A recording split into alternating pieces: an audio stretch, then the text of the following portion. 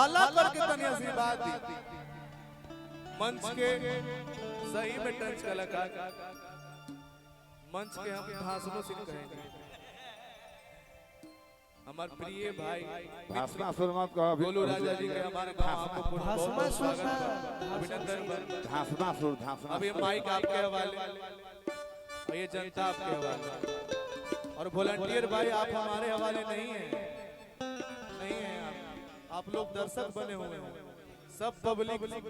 Road के इधर देखिए कोई बांस पे बैठा हुआ है, बांस टूट जाएगा।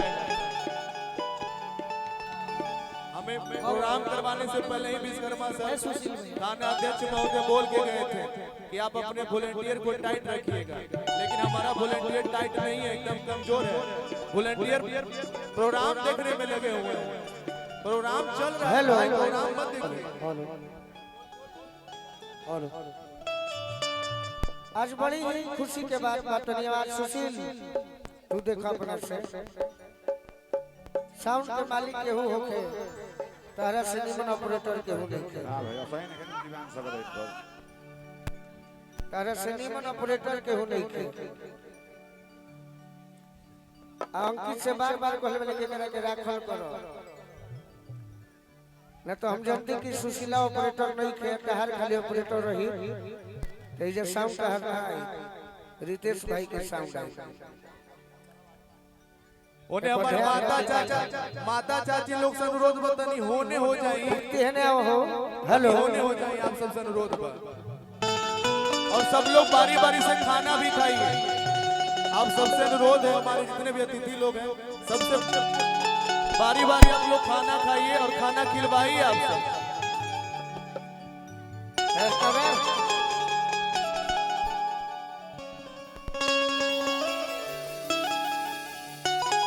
आज पिछला साल हम बस तबीयत के कारण व्यस्तता के कारण ना पहुंचे,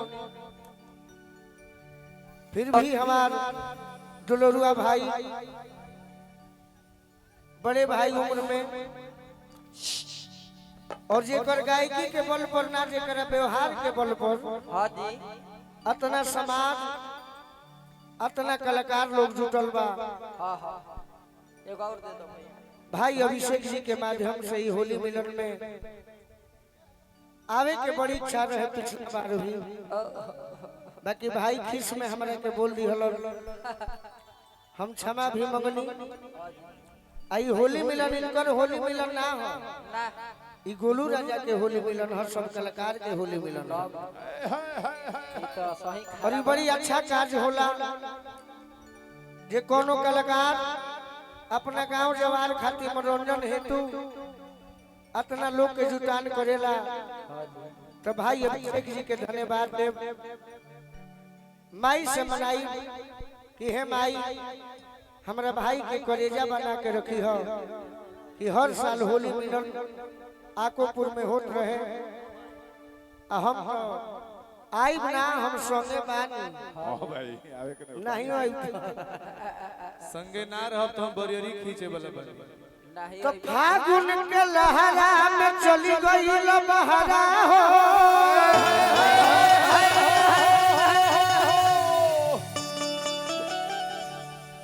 हो जब जवनिया निखारा ए राजा जी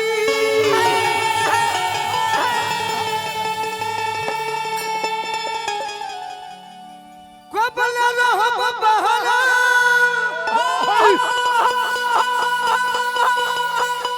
अरे दुख बड़ी गहरा बा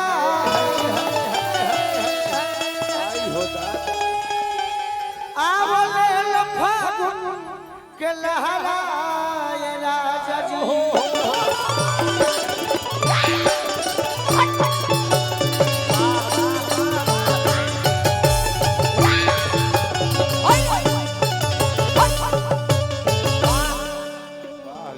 राजा भैया मुजफ्फरपुर से वाली टेबल भर दी आ गाना उजे से शुरू करे के ऋषि विशु भाई।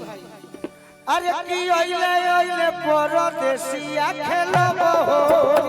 ओइले ओइले परदेसिया परदेसिया खेलब होरी ओइले ओइले परदेसिया खेलब होरी खेलब होरी हो खेलब होरी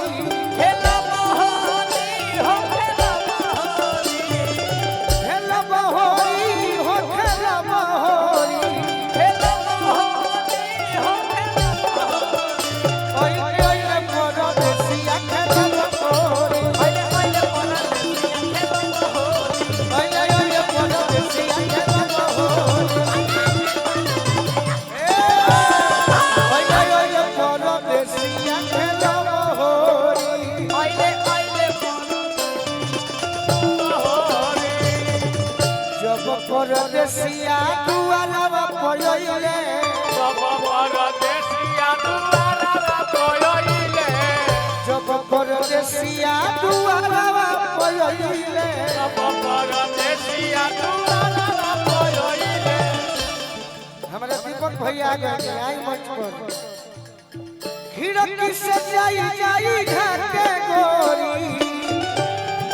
जाई जाई खाते गोरी अरे खिड़की से जाई जाई घर के गोरी पीछे जाई जाई खाते गोरी ओइले ओइले परदेसिया खेलब होरी ओइले ओइले परदेसिया खेलब होरी ओइले ओइले परदेसिया खेलब होरी ओइले ओइले परदेसिया ओइले ओइले परदेसिया ओइले ओइले परदेसिया खेलब होरी ओइले ओइले परदेसिया खेलब होरी अरे जब परदेसिया अंगनवा में ओइले सब परदेसिया अंगनवा में ओइले जब परदेसिया अंगनवा में ओइले सब परदेसिया अंगनवा में ओइले हंसी हंसी खूब बतिया रे गोरी हंसी हंसी खूबे बतिया रे गोरी